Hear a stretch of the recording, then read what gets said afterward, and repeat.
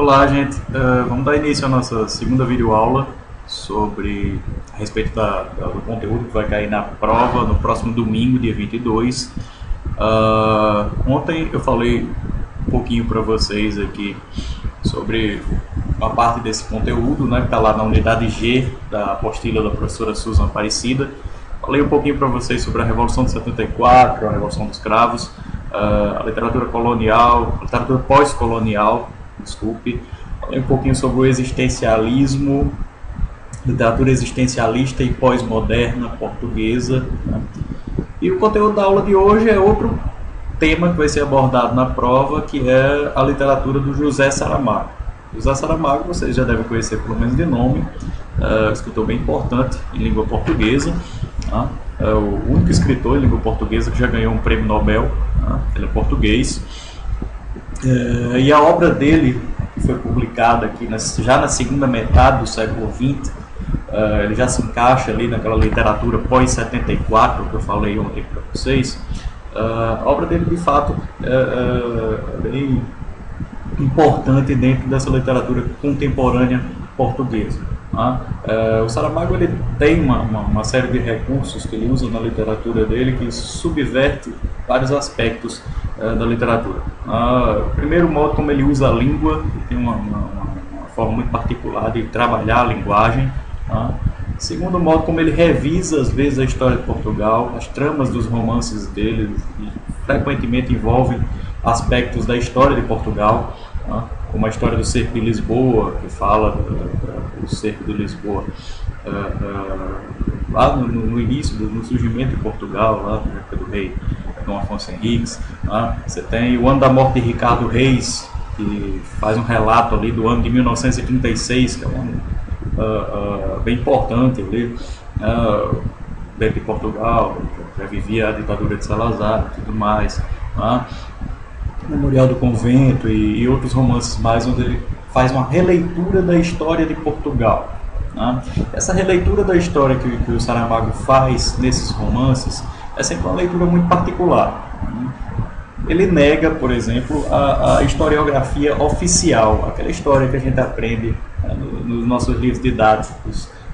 O José Saramago ele reconta essa história oficial, a maneira, sob o ponto de vista do personagem, às vezes até mudando fatos históricos, às vezes até recontando a história de outra forma, trazendo outros aspectos. Pega, por exemplo, o romance O Ano da Morte de Ricardo Reis. O Ano da Morte de Ricardo Reis trata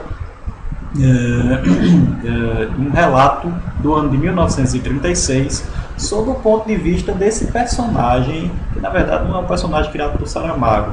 O Ricardo Reis era um dos heterônimos do Fernando Pessoa. Vocês devem lembrar aí, quando a gente estudou Fernando Pessoa, agora nessa segunda unidade, vocês devem lembrar que Fernando Pessoa tinha vários heterônimos, e um deles era o Ricardo Reis, né, que era um poeta clássico, um poeta classicista.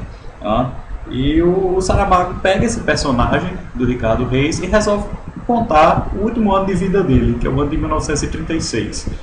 Então ele fala o Ricardo Reis voltando para Lisboa e passando um ano ali por Lisboa, e a gente vê toda a história daquele ano, desde a questão do salário, da ditadura de Salazar, que já estava implantada em 1936.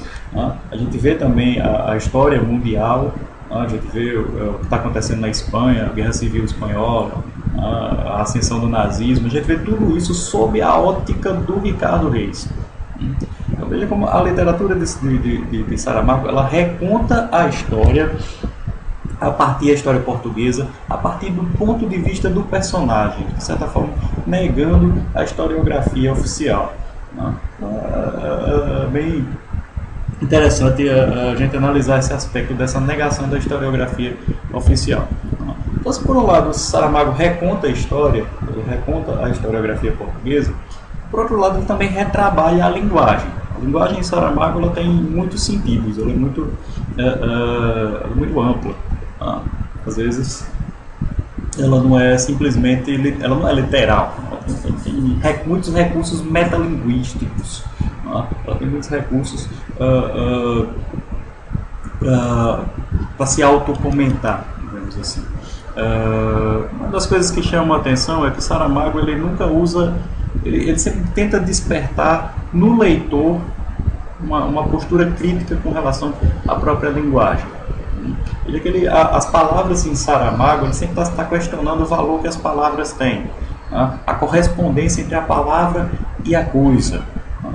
Ele instiga o leitor a desconfiar das palavras, a desconfiar do sentido que as palavras têm. Ele instiga o leitor uma visão crítica com relação à própria linguagem. Esse é um recurso metalinguístico muito presente no José Saramago.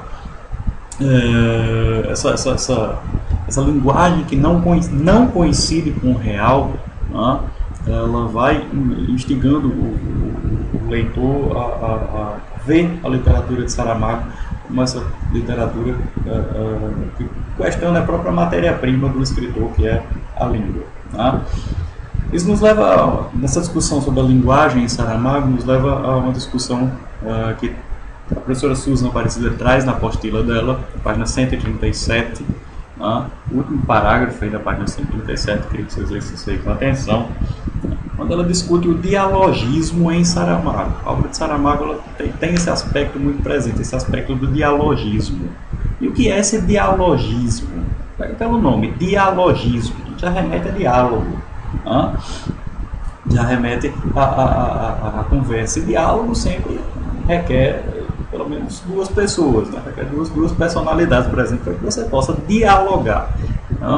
Olha só o que a professora Susan Aparecida diz. Vocês podem acompanhar comigo aí na apostila, página 137, último parágrafo. Ela diz o seguinte: o dialogismo ocorre amplamente na textualidade saramaguiana. Isso significa que o diálogo aparece de várias formas, como a alternância de interlocutores dialogando explicitamente, ou seja, dois personagens dialogando, como o diálogo entre textos, intertextualidade. Isso é bem interessante. Pega o Ano da Morte de Ricardo Reis, por exemplo, onde o Saramago não só ele conta a vida de Ricardo Reis naquele ano de 1936, mas como traz também várias intertextualidades com a poesia do Ricardo Reis, com a poesia criada pelo Fernando Pessoa, claro.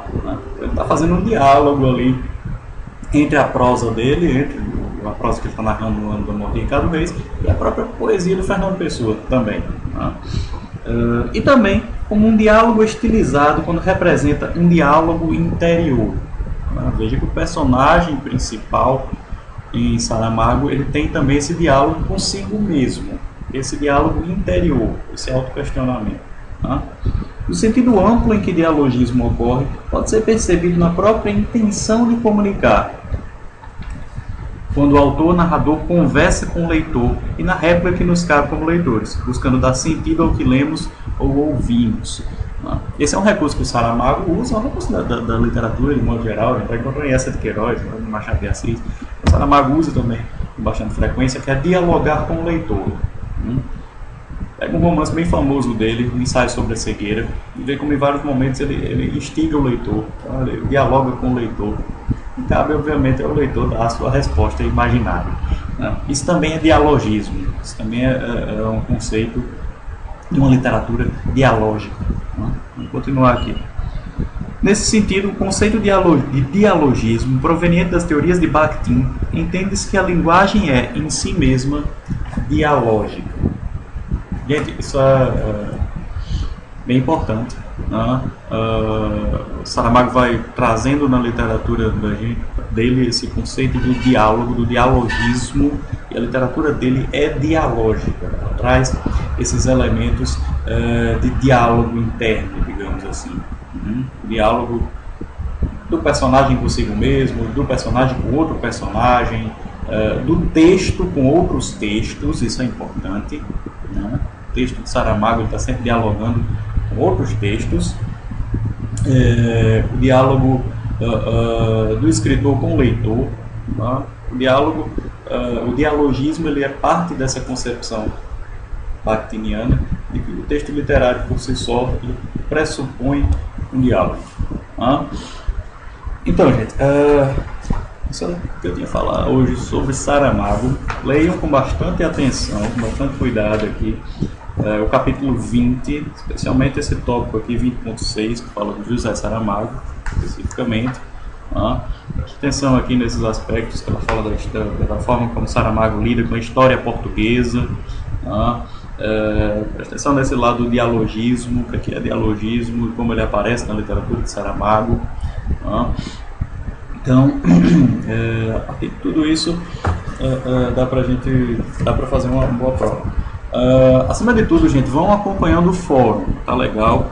Estamos postando lá, diariamente a gente está postando conteúdo relativo a essas aulas que eu estou dando e coisas que vão cair na prova domingo, tá legal? Coisas que vão ser exploradas na prova domingo. Então vão acompanhando lá o fórum também, vão tirando dúvidas. O conteúdo pode gerar muitas dúvidas, porque trata de questões mais complexas. Tá? Mas acompanhando o fórum, assistindo a aula, tirando dúvidas lá no fórum, não tem erro, tá certo, gente?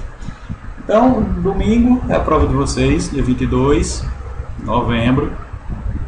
Creio que todo mundo vai fazer uma boa prova, né? Tranquilo. A prova vale 4 pontos, vocês sabem, né? 6 pontos vocês já têm, são aqueles exercícios que a gente fez aí durante a unidade.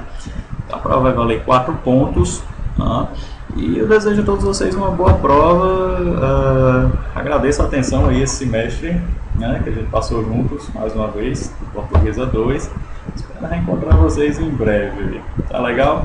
Boa prova para vocês, gente, e nos falamos dentro em breve. Até mais.